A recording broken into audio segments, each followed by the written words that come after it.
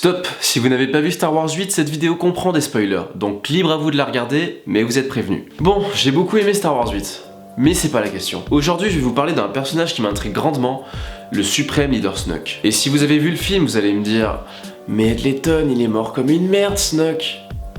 Et vous avez raison. Mais justement, est-ce que ça vous paraît pas trop facile ? Je suis sûr que la plupart d'entre vous s'est posé la question. La scène de sa mort et celle qui la suit sont franchement classe.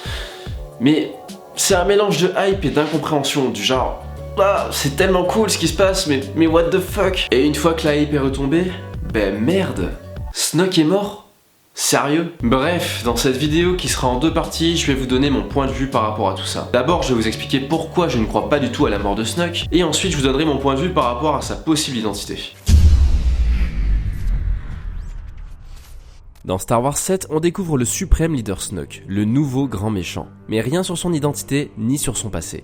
Et dans Star Wars 8, bah merde, il meurt. Et pour commencer, ça, c'est juste pas possible. Même l'empereur, dont on ne connaissait pas grand chose dans la trilogie originale, avait un minimum de background. Et encore, pour lui, c'est pas bien grave parce qu'on connaît pas très bien l'univers à ce moment-là. Et une prélogie est sortie par la suite pour expliquer son ascension. Mais là, la prélogie de Star Wars 7, 8 et 9, bah c'est la trilogie originale en fait. Donc on aurait forcément vu Snoke quelque part. Ce qui implique que soit Snoke est un personnage apparaissant ou étant mentionné dans les 6 premiers films, soit c'est une très vieille entité étant endormie pendant toute la chronologie Star Wars et s'étant réveillée entre Star Wars 6 et Star Wars 7. Mais personnellement, je pencherais plutôt pour la première idée. Enfin bref, tout ça justement, on n'en sait absolument rien. Et comment voulez-vous qu'un personnage aussi important meure sans qu'on ait aucune idée de sa présence ? On ne connaît pas réellement ses motivations ni son passé. Et étant donné la puissance de Snoke, il est impossible que ce soit juste un personnage random qui a voulu continuer l'œuvre de l'empereur. Une autre raison qui fait qu'il ne peut pas être mort est qu'il est tout simplement surpuissant et n'aurait pas pu se laisser berner par Kylo Ren. D'ailleurs, il arrive à manipuler Rey et Kylo en établissant un lien entre eux sans qu'ils ne s'en rendent compte. C'est quand même pas rien.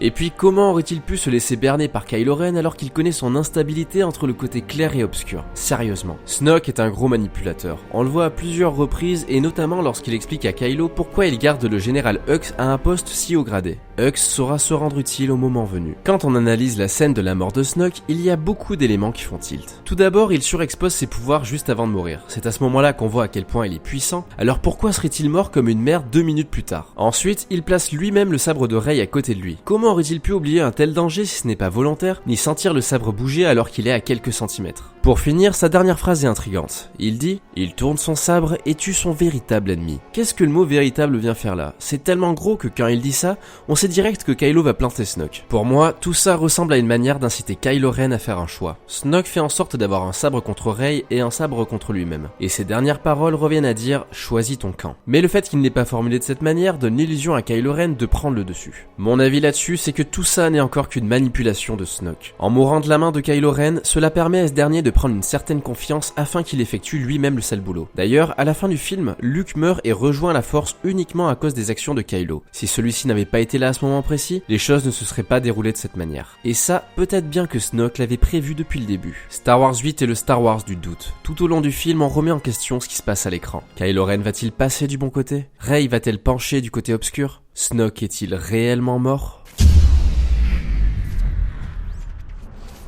Bon, pour le coup, on va pas faire dans l'originalité, mais je tiens quand même à vous donner mes arguments par rapport à cette théorie. Comme je l'ai dit, pour moi, Snoke ne peut pas être une personne qui n'est pas apparue ou mentionnée dans les 6 premiers films. Ce serait trop illogique ou tiré par les cheveux de lui créer un personnage spécifique à la 3e trilogie. De ce fait, je vais revenir sur la théorie la plus courante quant à ses origines, car pour moi, c'est celle qui a le plus de sens. Snoke serait Dark Plagueis. C'est le seul site important qui a été évoqué dans le passé, mais qu'on n'a jamais vu à l'écran. Le maître de Darth Sidious. Rien que ça pourrait expliquer sa puissance et son emprise sur les ruines de l'Empire à la mort de Palpatine. Le personnage de Dark Plagueis est seulement évoqué quelques minutes dans l'épisode 3 par Palpatine, mais non seulement les informations à son sujet sont très intrigantes, mais en plus de ça, le personnage possède carrément son thème musical. Thème musical qui inspirera celui de Snoke. Si vous ne le saviez pas, alors écoutez donc le thème de Dark Plagueis.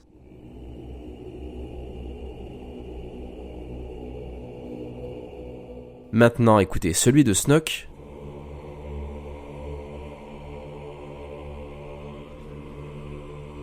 Ouais, c'est plutôt perturbant, n'est-ce pas? Les deux thèmes sont inspirés de chants grégoriens, ce qui leur apporte un aspect divin. Et vous verrez que le divin a quelque chose à voir là-dedans quand on écoute les quelques propos sur Dark Plagueis. Dans cette courte scène, on apprend d'abord que Dark Plagueis était capable de créer la vie en manipulant les midi-chloriens, mais aussi qu'il était capable de vaincre la mort. C'est tout ce qu'on sait de lui étant donné que c'est le seul passage où on parle de lui dans les deux premières trilogies. Aussi, Palpatine explique à Anakin que son apprenti l'a tué dans son sommeil, faisant référence à sa propre personne. Mais pour un homme étant capable de tromper la mort, cette affirmation reste plutôt étrange. Les pouvoirs de Dark Plagueis étaient si grands qu'il paraît peu concevable qu'il se soit fait tuer par Palpatine de cette manière. Ce qui fait un premier lien entre les personnages de Snoke et de Plagueis. Ils sont morts tous les deux de la main de leur apprenti, mais certainement de manière totalement volontaire. Et Plagueis étant capable de tromper la mort survivra, ce qui sera peut-être le cas de Snoke. Snoke est totalement défiguré, ses yeux ne sont pas alignés, il a de grosses cicatrices et des bouts de chair manquants sur son visage, ce qui pourrait laisser penser que son apparence est le résultat d'une ou plusieurs précédentes morts et de leur résurrection. Il y a également quelque chose qui paraît louche au niveau de la communication sur le personnage de Snoke. Tout d'abord, Snoke est un personnage au physique élaboré, ses cicatrices ont de quoi questionner et sa grandeur mise à l'écran également. De plus, Andy Serkis qui interprète Snoke en CGI parle beaucoup trop pour que ce soit crédible. Il a affirmé plusieurs fois que Snoke n'était pas Dark Plagueis, que Snoke était juste Snoke. Mais également que Snoke affichait une surprenante vulnérabilité qui dissimule ses véritables intentions. Pour commencer, il ne faut jamais croire sur parole un acteur à propos du futur de son personnage. C'est évident qu'ils vont jusqu'à mentir pour semer le doute ou créer la surprise. Pour ça, il y a qu'à voir ce que disait Kit Harington entre la saison 5 et 6 de Game of Thrones.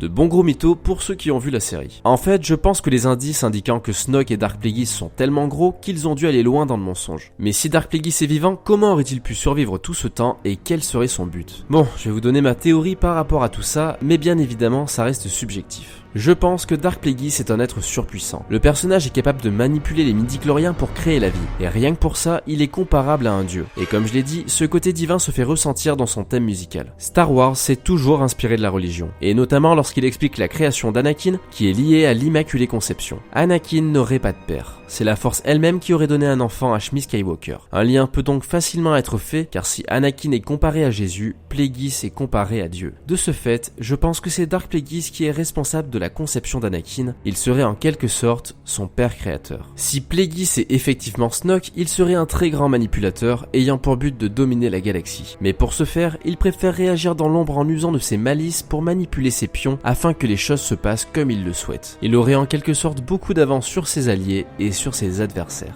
La seule menace qui lui reste est Luke Skywalker, représentant un espoir pour le côté lumineux. C'est sûrement pour cette raison que Snoke est obsédé par lui et cherche à l'anéantir. Pour ça, il corrompra son neveu qu'il a certainement intéressé pour la puissance de la lignée des Skywalker que Plagueis a lui-même créé. Et étant donné l'instabilité de Kylo Ren et son attirance pour le côté lumineux, Snoke n'hésiterait pas à mourir pour le manipuler. Alors évidemment, tout ça c'est que mon avis. Peut-être que j'ai faux sur toute la ligne, mais je voulais quand même vous donner mon point de vue par rapport au personnage de Snoke, parce qu'il y a quand même de quoi se questionner. Bref, pour avoir la réponse à tout ça, il va falloir attendre Star Wars 9. Et je tiens à dire une dernière chose là-dessus, si Snoke est réellement mort, bon courage pour faire une suite qui tienne la route. En tout cas, n'hésitez pas à me dire ce que vous en pensez dans les commentaires. Si la vidéo vous a plu, n'hésitez pas à la partager, à la liker et à vous abonner. Et moi je vous dis à la prochaine, ciao.